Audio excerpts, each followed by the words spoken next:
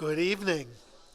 Good evening and welcome. I'm Harold Holzer, and I have the honor of serving as director of Roosevelt House. And on behalf of Hunter President Ann Kirshner, I'm pleased to welcome you to tonight's program. What a what a wonderful moment it is to welcome my friend, the amazing Kai Bird, to Roosevelt House, because all New York seems to be Oppenheimer mad these days. So even though we're celebrating and inquiring into a book published in 2005. It's again on the bestseller list, by the way, and on everyone's mind as if it were brand new. These days, I seldom go to a lunch or a dinner where someone doesn't say, "Have you seen Oppenheimer yet?" Especially since it went on pay-per-view, right, a few days ago. It's back in the air at a moment interestingly, when the limitless and sometimes unsettling reach of science is also very much in the public conversation, AI being the subject du jour, I guess, along with the responsibilities that go with such breakthroughs, which are being widely and usefully probed as well. Now, those of you who attend public programs here know that I usually introduce them by finding a way to relate the topics of the evening to both Roosevelt's 25 years in this house between 1908 and 1933. It's a little tough this time because I can't say that the Brain Trust focused a great deal of time and energy on the subject of scientific research, except as it could stimulate employment. In fact, the idea of including a science board in the National Recovery Act was actually rejected. And it remained on ice until Henry Wallace persuaded FDR to issue an executive order in mid-1933 to create a National Science Advisory Board with a physicist as its chair. Although the board focused mostly on geology and social science, it did prioritize recovering the momentum for scientific research that was lost during the Depression. And it focused on supporting scientists, engineers, and lab technicians and others whose resources had been depleted along with everyone else's in the early days of the Depression. And of course, we know from Kai Bird that once World War II began, FDR greenlit the very research project that J. Robert Oppenheimer would oversee. And as he shows us, Oppenheimer became a fervent New Dealer and a Roosevelt admirer. And he emphasized that whenever he was accused of being something to the left of that. I'm a Roosevelt man. So all of this unearthed in the prodigious research that Kai did for this amazing book. And as Oppenheimer declared, at a special memorial service that he called at Los Alamos when Roosevelt died in April 1945, we should dedicate ourselves to the hope that FDR's good works will not have ended with his death. Then he turned to a colleague and said, "Well, Roosevelt was a great architect. Perhaps Truman will be a great carpenter." I love that line. What happened next and afterwards are covered in the book, and we will hear about, I'm sure, in the discussion today. Before we bring our guest to the stage, I just want to add of FDR that as the war and his own life neared their end, he indeed talked about how to use the technical prowess scientists had unleashed in military research to address health issues, standard of living, and the national well-being. As he wrote to his government board, his board of science, "New frontiers of the mind are before us." Just saying, that was 17 years before JFK coined that phrase. New frontiers of the mind are before us, and if they are pioneered with the same vision, boldness, and drive with which we have waged this war, we can create a fuller and more fruitful life. So tonight we're going to explore the man and the work that inspired, in a way, that boundless optimism.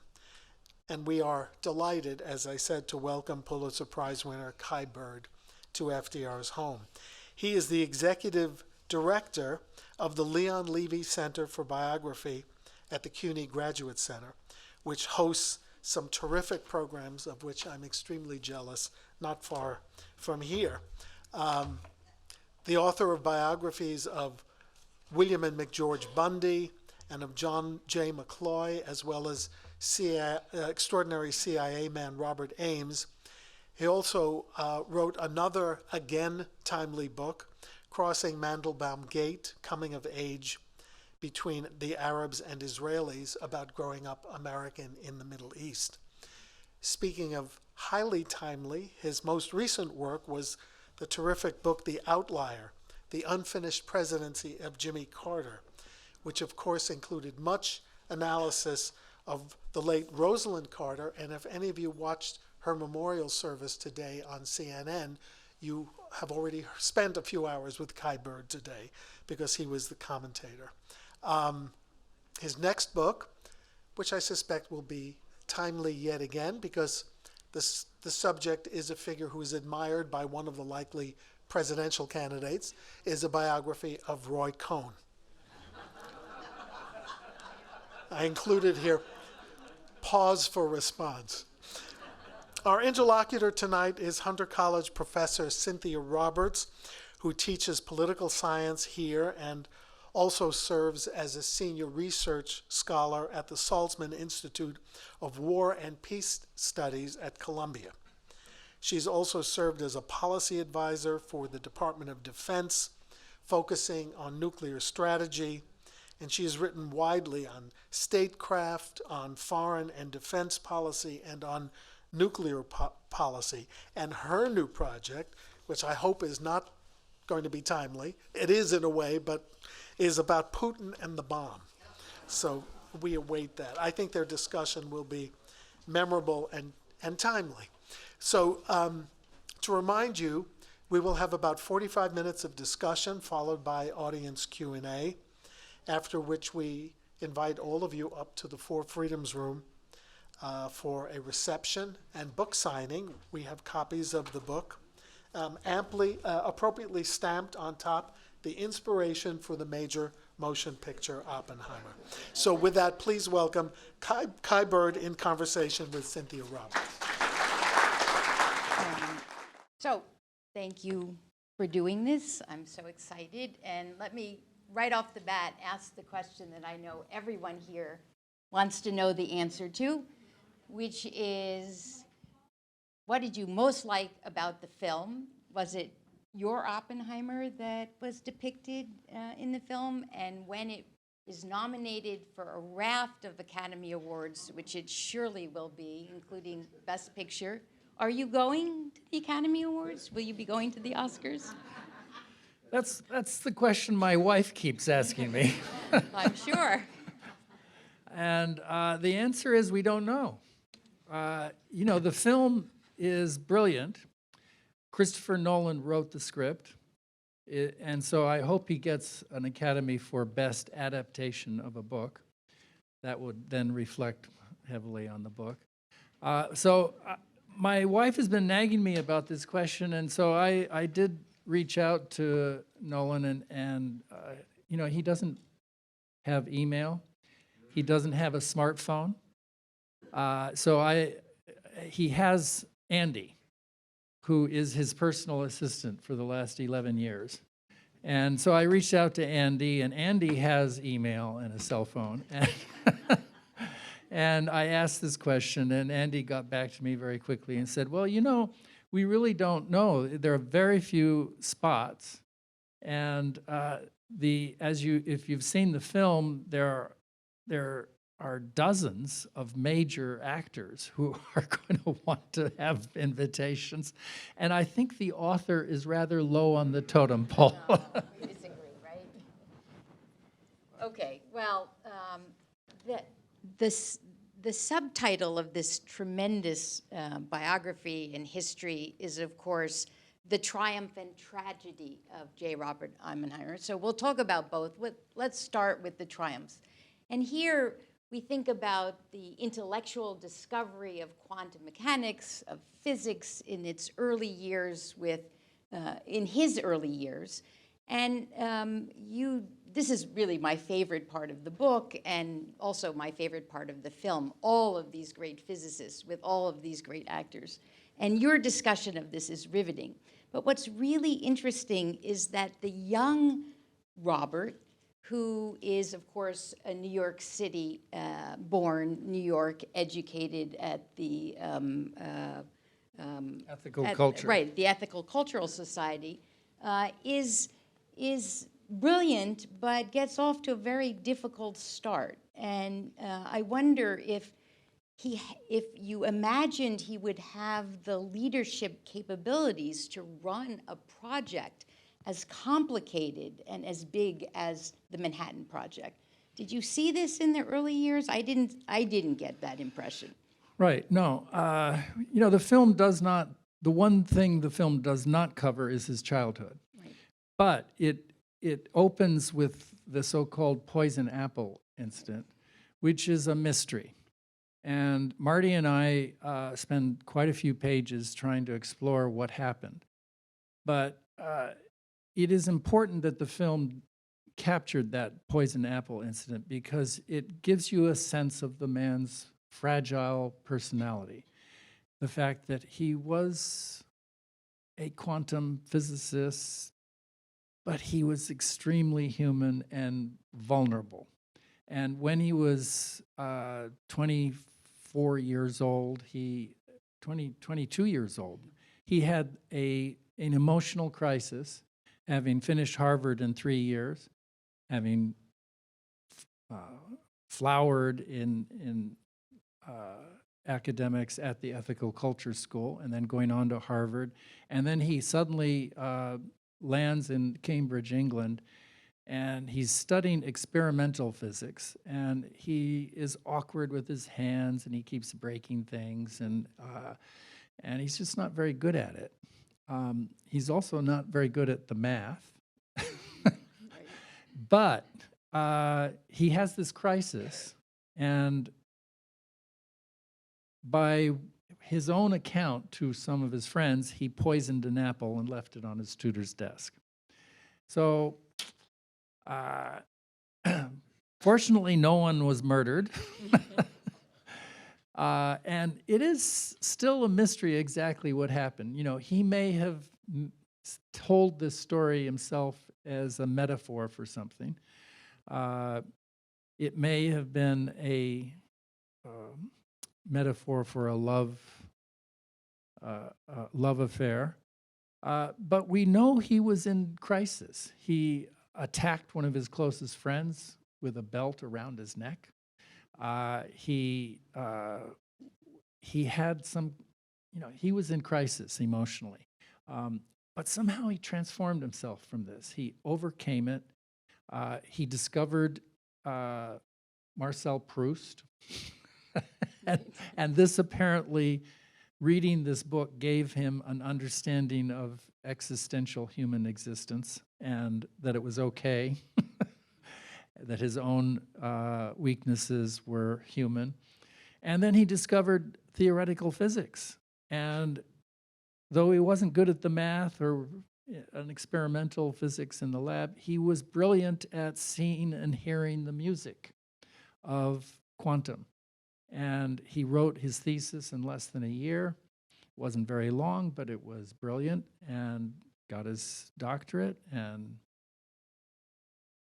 then he goes to Berkeley. And to answer your question about his abilities as an administrator, he goes to Berkeley and he teaches, and he's initially a lousy teacher. He can't lecture. He's just inept. And again, he manages to transform himself. And then, improbably, he's chosen in 1942 by General Leslie Groves to be the administrator, the scientific director of this project. And there's no reason why he should have been selected. He hadn't administered more than a dozen graduate students at any one time.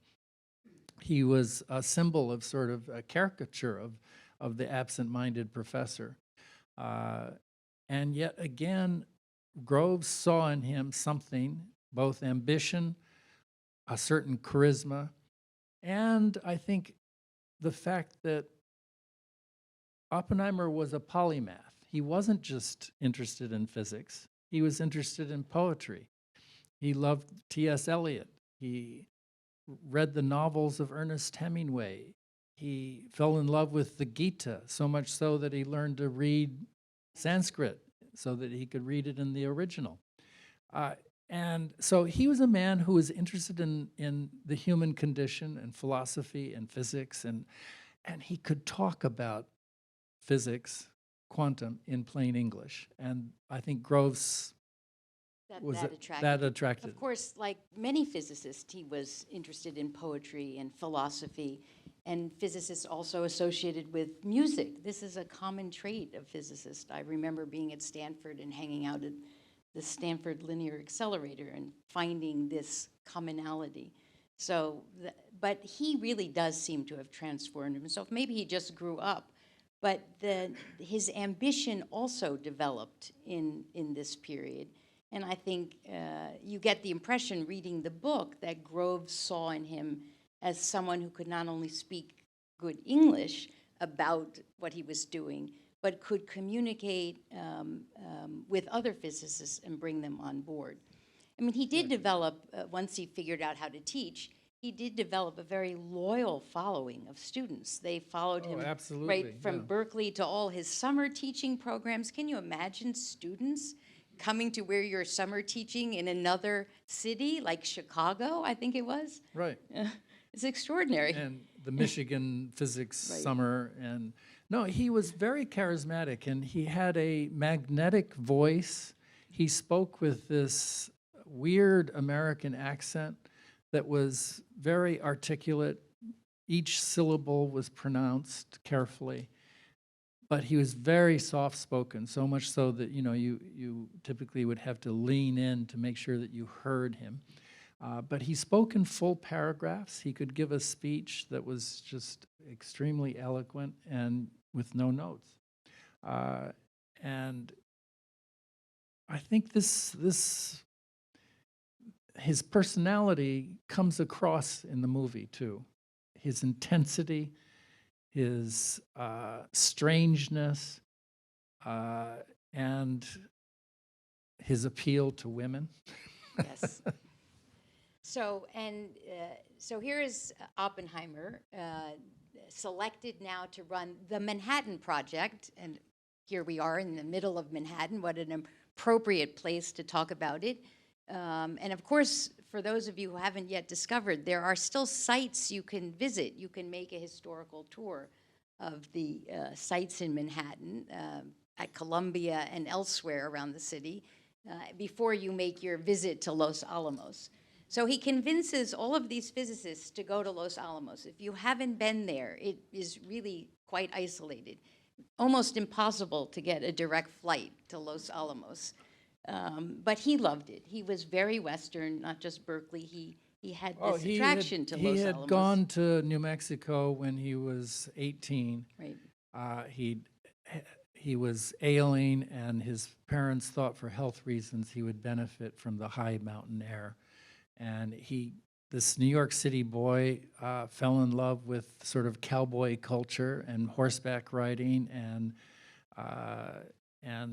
eventually he began spending every summer there in the Picos Mountains, and he bought a 130-acre ranch eventually up at 9,000 feet. The cabin that he lived in still exists. It's very Spartan. And Your co-author went there to interview his son, if I remember correctly. Yes, Marty and Sherwin. when I joined Marty on this project, he insisted I had to travel with him, go to the Picos Mountains, rent some horses, and ride up to the ranch. And we did. So I should say at this point, my co-author, Marty Sherwin, is no longer with us. Unfortunately, he passed away at the age of 84 in October of 21, just 2 weeks after learning that Christopher Nolan had signed up to do the movie. it's a very sad tragedy that he's not here to enjoy all the hoopla. But Marty spent 20 years. He did all the research. Harold, I did no research. I noticed you gave me credit for research. I did a handful of interviews. But Marty had gathered 50,000 pages of archival documents over 20 years. He'd gotten the FBI file released, another 7,000 pages. He did 150 interviews with all these people and had them neatly transcribed by his graduate students.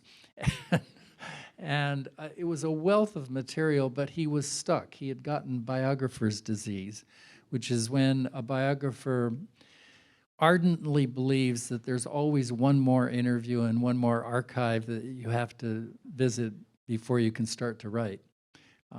Anyway, he knew he was stuck. He came to me, and we had become friends and colleagues by that point. And I actually told him initially that I couldn't join him because I liked him too much.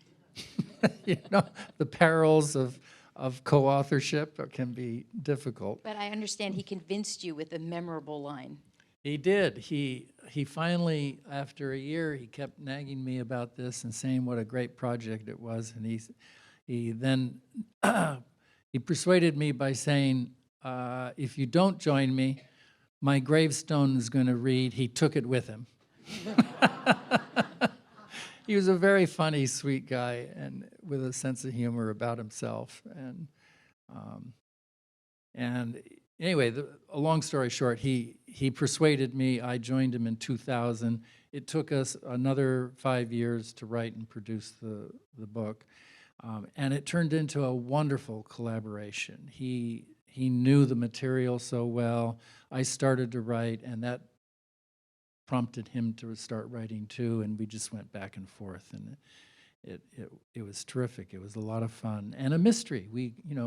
Oppenheimer is just a oddly mysterious fellow. Even at the age of 22, when he has this near nervous breakdown, his encounter with quantum, his relationship with Einstein, his ability to transform himself, his politics, his love affairs. Every chapter in the book is a mystery story that we had to struggle to figure out with the documents and the interviews. And a wealth of contradictions in some ways as well. So here we have this incredible team of brilliant physicists that master the atom, and we know that it results in success in the Trinity Project. Success, and you can see it in their excitement, right? This is part of the triumph of Oppenheimer. He genuinely believed in the mission of science to develop the bomb, and then as part of that, the mission to use it to stop Nazi Germany. But what happens, of course, as we all know, the war ended in Europe before the bomb was finished, and then a decision had to be made about what to do with it, whether it should be used against Japan to end the war, whether there should be a demonstration of the bomb instead of actually using it, what sites should it be used on, and Oppenheimer was now caught in a series of ethical dilemmas, right, that went beyond his own writ, and also controversies. There were scientists like Isidore Rabi, I think the most famous of all of them, who even refused the position of deputy director. He refused to move to Los Alamos, although he visited it. And he served as an advisor, but he refused to be deputy director because he said he didn't want to see 3 centuries of, and I'm quoting from your book, 3 centuries of physics culminate in a weapon of mass destruction. But most everyone else came, and still then there were concerns about what should happen next. And he was fielding these concerns when asked to sit on a committee and come up with a recommendation, right? And so Right. How do you see what they actually recommended? I brought the actual language, which was In June of 1945, on the scientific panel, which was composed of Oppenheimer and Compton, Fermi, and Ernest Lawrence, some of the most distinguished physicists in this group, and they wrote, "We can propose no technical demonstration likely to bring an end to the war. We see no acceptable alternative to direct military use." Even though there was going around a proposal not to do that. Right. So, these are very smart men and a few women. And they're not only just nerdy scientists, they are philosophers on their feet. And they're thinking about the consequences of the gadget, as they called it. And in the spring of 1945, the war in Europe was virtually over. Germany was clearly defeated. Hitler was about to commit suicide. And a meeting was held at, at the request of a younger physicist, Robert Wilson, who passed out leaflets announcing a meeting to discuss the future of the gadget. And they argued amongst themselves in this public meeting inside this secret city. Why are we working so hard to build this thing? The war is over, the Germans are defeated, and we know that the Japanese are certainly not capable of deploying such a weapon.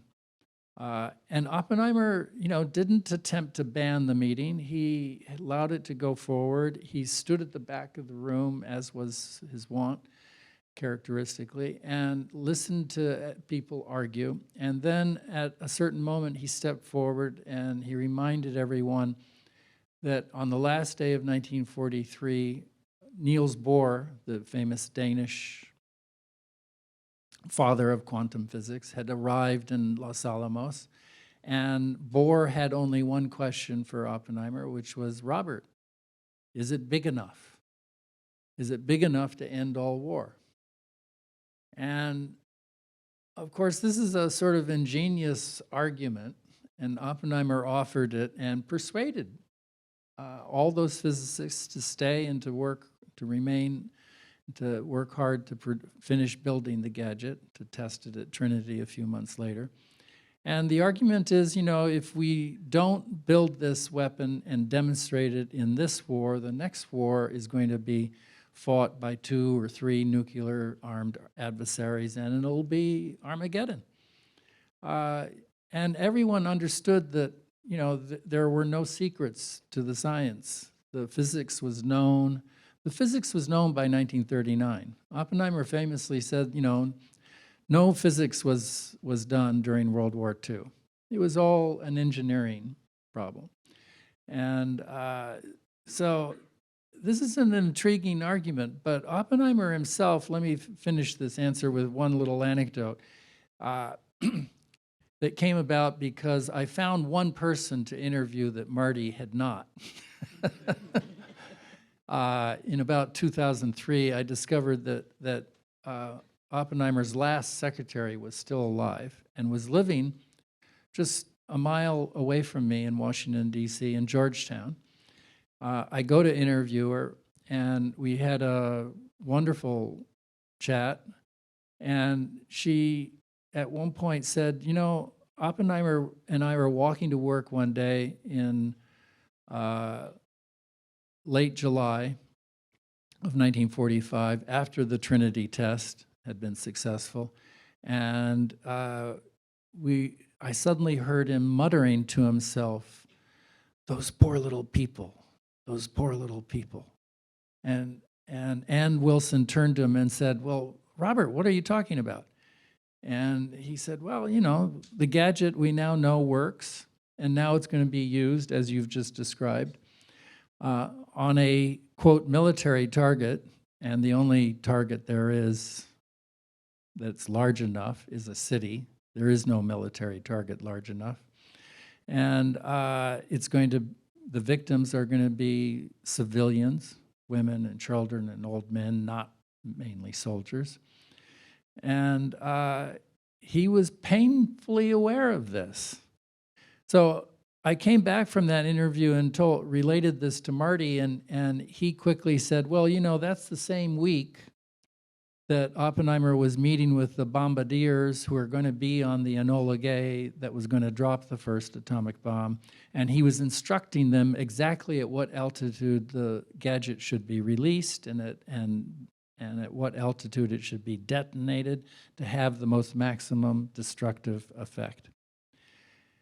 So this is a very complicated guy. He's doing his duty, providing the gadget to the powers that be in Washington who make the decision, but he's painfully aware of the human tragedy that is going to unfold and that he's going to be associated with for the rest of his life. Unlike Harry Truman, who was picking cities deluding himself, thinking they were military targets, when a military base in a city is still a city, not a military target. Oppenheimer was more familiar with that, which is really quite striking considering the decision-making process of using a nuclear weapon.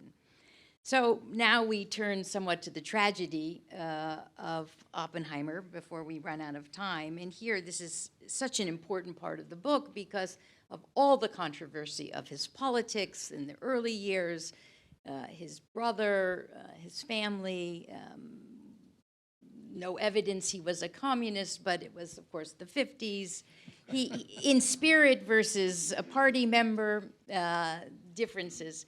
But here's a man privy to the most crown jewel secrets of the country, right? And so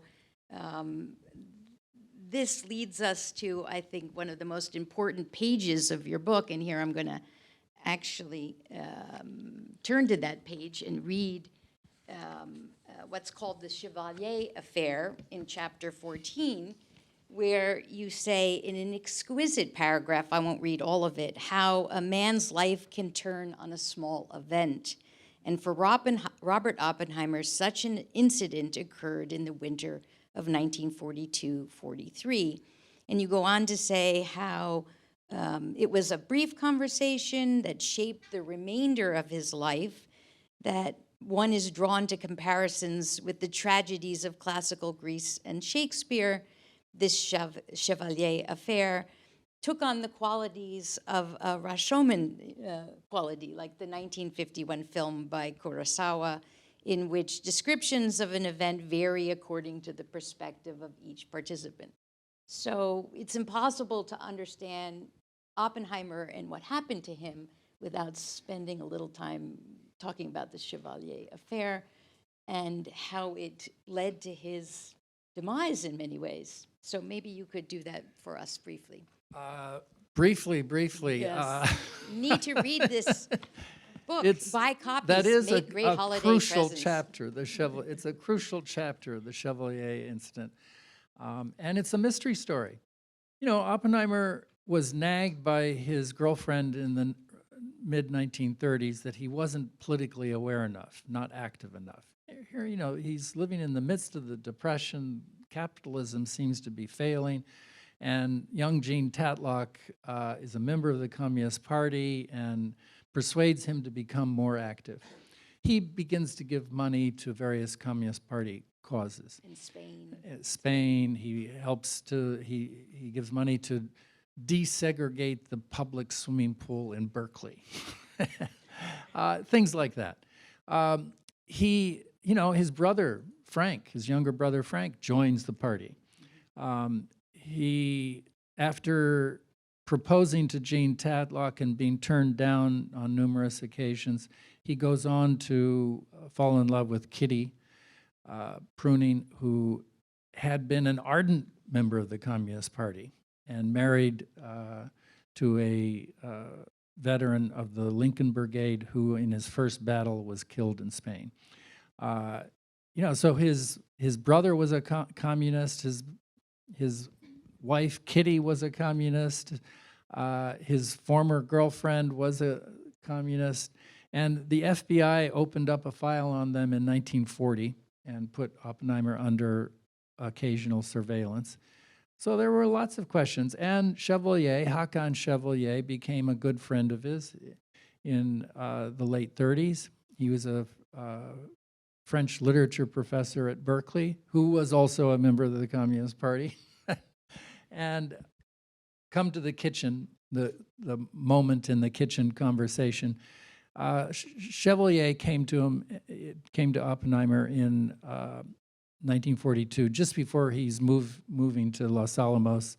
And he says, well, you know, I ran into our mutual friend, George Eltonton, a British chemist who was working for Shell in Berkeley. And he says that the Americans are not helping enough to share information with our Russian allies. And he has a friend at the Soviet consulate who could be the recipient of such information if it's not going through official channels.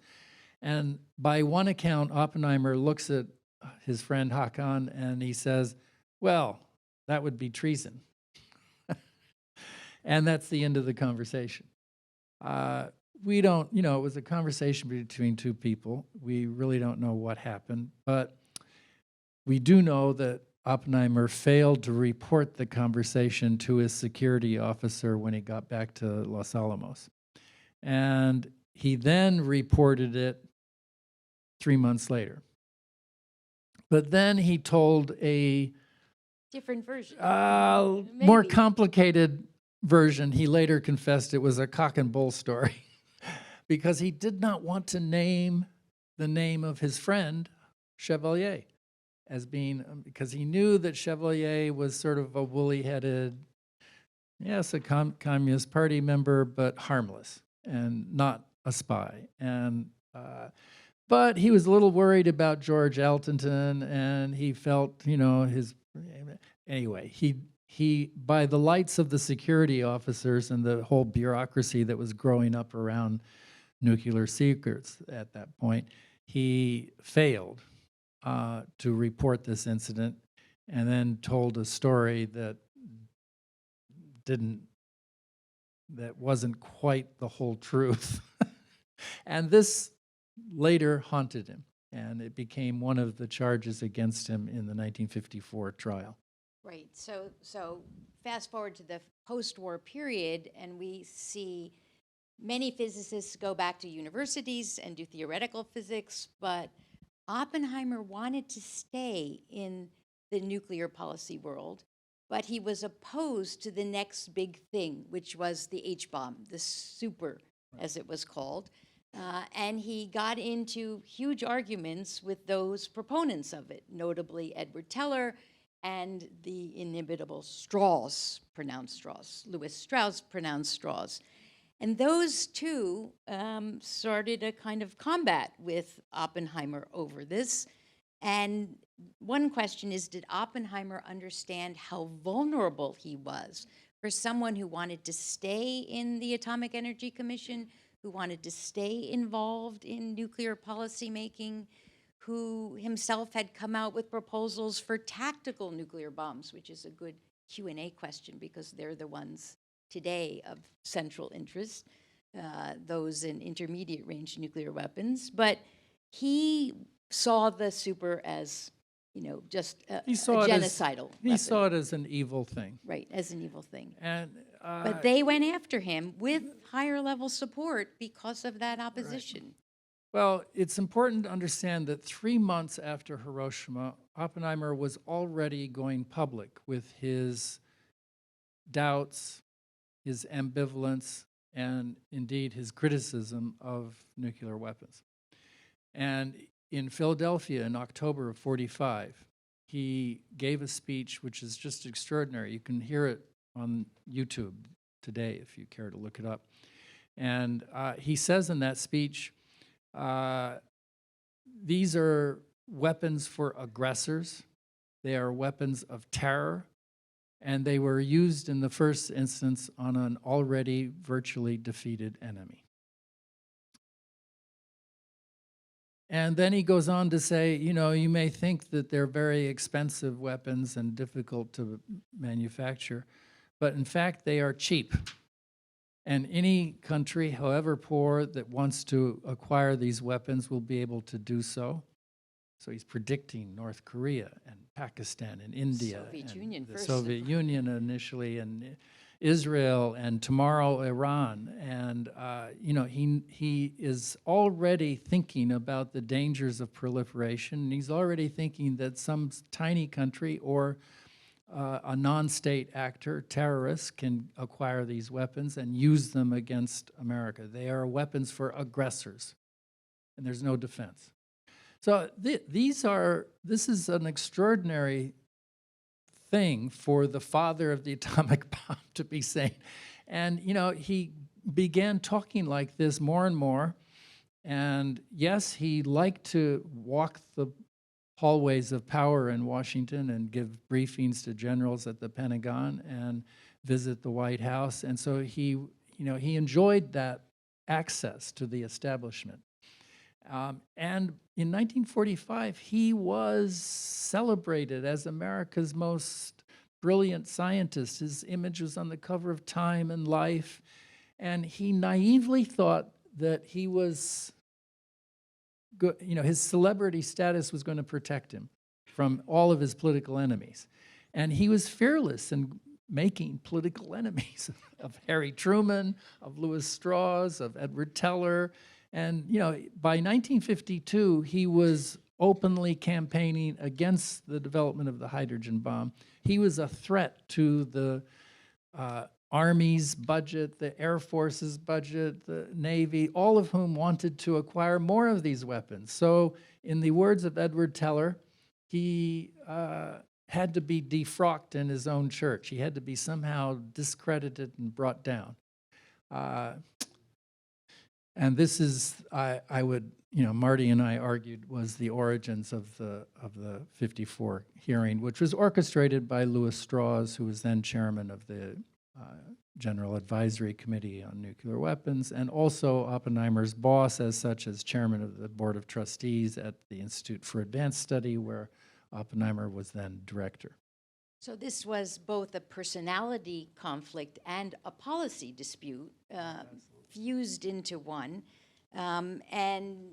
This incredible hearing that culminates in his the removal of his security clearance basically is the final tragedy of his career. It ruins his life and something he doesn't recover from. It's the tragedy. And at one point when Marty and I were writing the narrative, he turned to me and said, Kai, you and I would not be spending all these years, Marty, 25 years, working on this book if it was just a story about the life of the father of the atomic bomb, if it was just a story about the gadget and the Manhattan Project.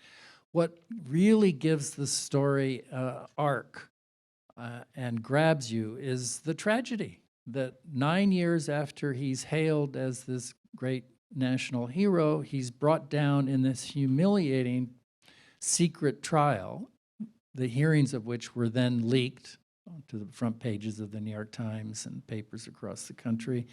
And his private life was exposed, and he was, a spotlight was put on him as a possible, maybe highly possible spy, disloyal, suspicious.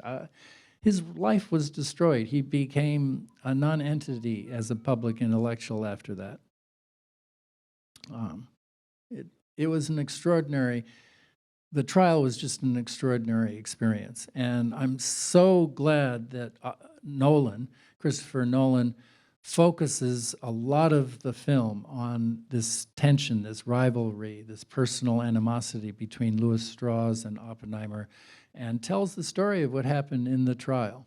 Because that's the real heart of the Oppenheimer story. Of course, Strauss would not have been able to pull this off on his own. There were other opponents to him, and presumably much higher up, that supported that view because of the investment in what became the military-industrial complex and the H-bomb and the rest of it. So what's extraordinary also is that this brings down Oppenheimer, but as I understand it, you and Marty Sherwin, after you won the Nobel Prize, tried. Not the Nobel. I'm sorry, the I wish, Pulitzer I Prize. wish. The Pulitzer Prize. I'm thinking even grander things for you. After you won the Pulitzer, tried to get him vindicated, and even started a petition with Obama's Secretary of the Energy, Moniz, and that failed for a whole series of reasons regarding the actual clearance process. But recently, just last December, only a year ago, President Biden's Energy Secretary, Jennifer Granholm, actually undertook the review process and went forward with it. It was another miracle. The Extraordinary. film was a miracle, but what you just referred to happened. It was a miracle too. And you know, Marty and I spent literally 14 years lobbying to get the Oppenheimer decision nullified on grounds that it was unfair and violated their own procedures. But what was really the tipping point, actually, Granholm, I had a meeting with her after her decision, and she very graciously invited me into her office at the Energy Secretary, at the Energy Department in D.C., and she said that what really persuaded her was reading the book. So that's very important. I read this decision quite carefully, and what's interesting, just mention one point, or 2 points. It says that the decision was made not based on a question of loyalty, not because anyone thought he had spied for the Russians, but rather that there were somehow fundamental defects in his character, and that the whole process had been procedurally flawed, and that the commission had violated its own rules in doing this. But, and here I think it explains why Moniz wouldn't do it earlier, Obama's secretary, because imagine all of the people who have had their security clearances removed for reasons like Oppenheimer's. They didn't fully tell the truth, which you are required to do if you have a security clearance, to disclose information. The final verdict only said that it would warrant, his case would warrant a new adjudication, which is what they call a security clearance process, in accordance with the rules. And of course, since he's no longer with us, such a new adjudication process will not take place. That wording, I think, is very careful, because they don't want others coming to sue the government saying, well, my adjudication process wasn't. And he did violate the rules. I mean, as someone who went through that process, if you don't disclose that kind of information or any kind of information, you will lose your security clearance. He wasn't as forthcoming as he should have been in the first instance, but he did finally, 3 months after giving a partial story, he was asked by Groves to name the name, and he did name Hakan Chevalier. And you know, that's why he was trying to protect Chevalier. Well, once he named Chevalier as the party who had approached him in the kitchen, that was the end of Chevalier's career at Berkeley. He eventually left America. His academic career was destroyed. He was hounded by the FBI. Everything that Oppenheimer feared was going to happen to him did happen. So it's a really interesting dilemma for the current security system. You know, this is, I would argue that what Granholm did, this energy secretary, by nullifying the 1954 decision, sent a message that scientists everywhere who work for the government should be free to dissent against government policy without retribution.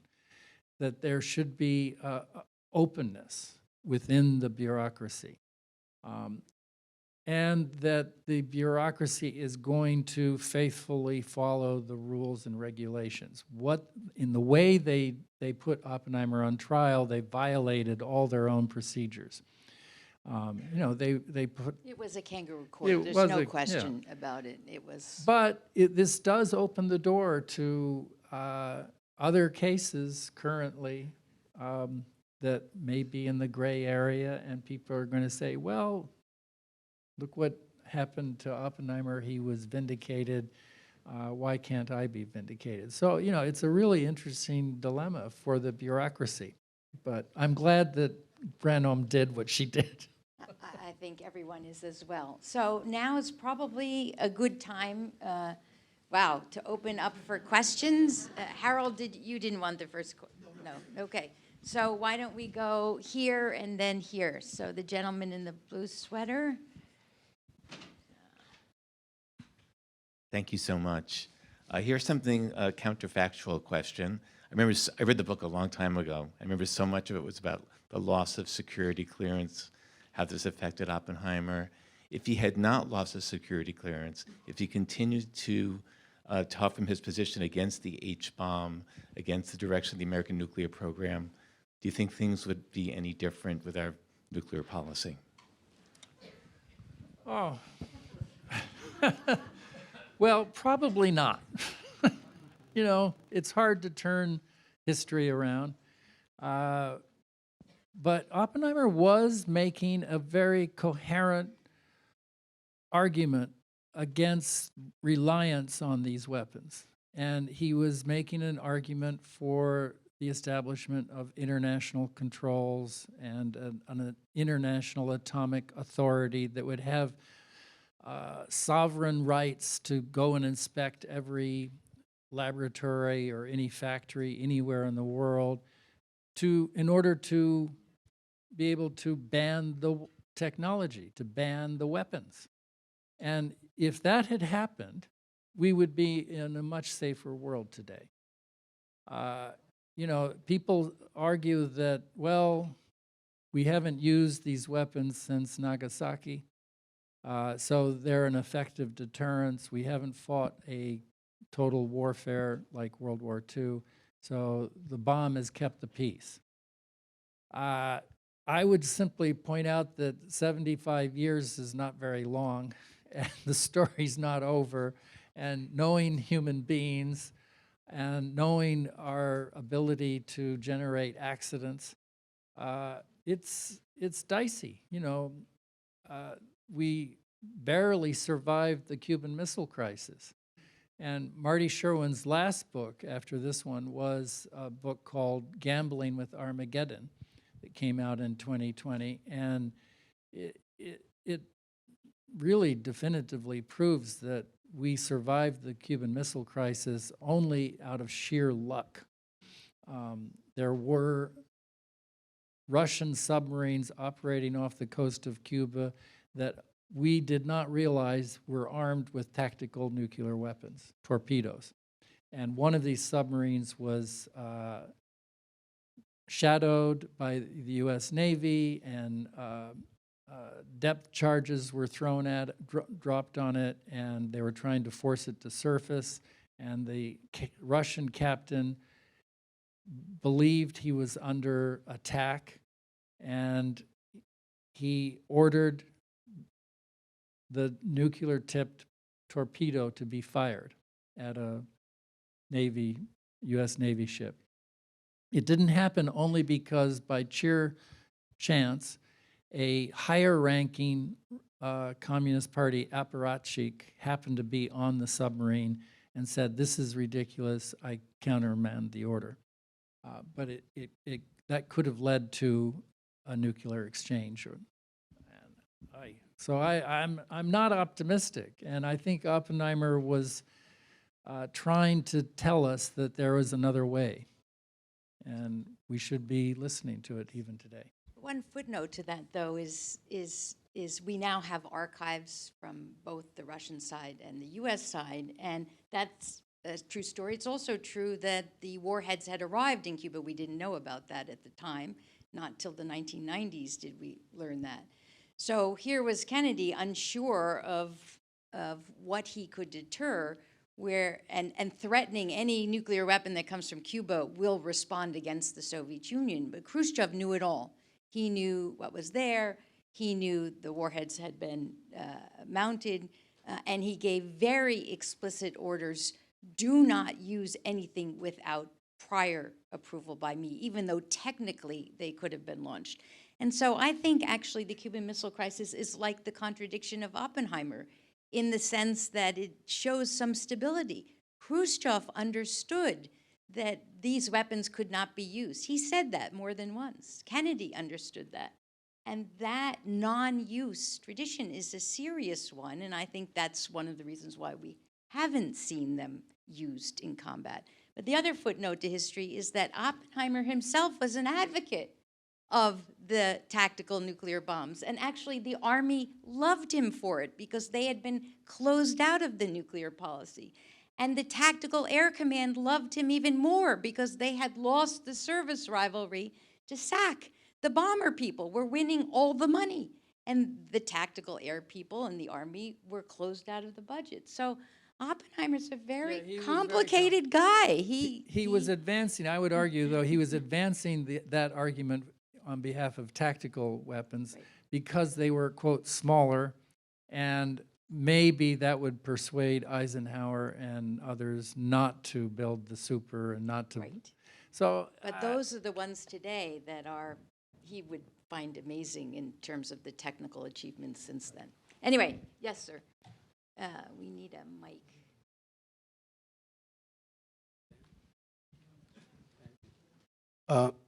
Now that you're on the missile crisis, I served in Guantanamo Bay during the missile crisis in naval intelligence. And in the Navy, we only carried 45s. So I approached my commanding officer to say, listen, this island might be attacked. Can I get it put in for a bigger weapon? The Marines got, machine guns. And he says, what's the difference? They're going to nuke us. And I didn't feel fear because I was young, but I sensed danger. But now that you're on the subject, do you feel that for the first time in history, we could almost have gone to nuclear war back in '62, October? well, I just laid out a scenario that almost happened. Russian submarine captain, gave the order, not authorized by Khrushchev. He was out of touch, out of radio control, but he thought, well, maybe there's a general war going on up above, and I'm being attacked, so I should use the weapon at hand. This is how many wars begin, by accident. Let's take two more questions. Yes, sir. And then this woman up in the... But this is why Stanley Kubrick made Dr. Strangelove. And it's sort of based on Edward Teller or maybe Lewis Strauss or a combination. No, it's a brilliant movie. And it sort of predicts the way things were before historians could actually find the documents to actually document it with footnotes. But Actually, maybe it's the precursor to the AI problem that the president and the administration has tried to raise with China, that we should all nuclear powers agree not to fully automate our systems and always keep humans in the loop. But that's why Stanley made 2001 Space Odyssey. Yes. Wait for the mic, please. I was just wondering, in the movie, it's brought out that Strauss's motivation was seemingly just jealousy, misunderstanding what Eisenhower and Oppenheimer had whispered at the beginning of the movie. And in the book, I think it's more detailed that Strauss just had to stop this man because he was afraid, as being this icon in America, he would prevent the production of the H-bomb. So I'm wondering if you could just elaborate a little bit more about Strauss, because I can't figure out Oppenheimer, but I'm trying to figure out Strauss. well, he liked to pronounce it straws in the southern pronunciation, and this is dramatized in the movie. I think Nolan's movie actually captures, the Robert Downey Jr. character captures Strauss and his personality he's not just an evil protagonist. He's much more complicated. You see he's a man who is obviously very capable and powerful and ambitious, and yet extremely insecure. Insecure about his education, his lack of a college education, his poverty, his poor background, his the fact that he never got a PhD, the fact that he's not a physicist, and yet he Never is. got past the high school diploma. No, he never got past a high school diploma, and yet he was Albert Einstein's boss at the Institute for Advanced Study, and he had hired Oppenheimer, and he wanted, he hired Oppenheimer in 1946 precisely because he wanted to rub elbows with this great celebrity. And then it turns out Oppenheimer and he have a personality conflict, bad chemistry. Strauss takes his Jewishness very seriously. He's a member of a conservative temple. Oppenheimer was raised in the Ethical Culture Society. He doesn't take his Jewishness very seriously. Others may, he understands that he's regarded as being Jewish, but yeah, he's non-practicing. And Strauss can't understand that. And then on top of that, Oppenheimer has this character flaw where he can be very sweet and kind and gentle and patient with his students, with strangers on the street that he encounters. And then confronted with someone, a male in authority, who claims to sort of pretend to know more than he does, like Strauss, like Harry Truman, he insults them. He finds a way to diss them. And so he repeatedly did this to Strauss, and Strauss was very thin-skinned and insecure, and thus he acquired a personal motivation to go after Oppenheimer, on top of the policy differences that they had over the hydrogen bomb debate. So it was a complicated relationship, and the movie, I think, does a valiant effort to try to portray that. So after a 600-page book and a 3-hour film, you two have remarkably found new avenues to traverse for us. And please join me in thanking Kai Bird and Cynthia Roberts.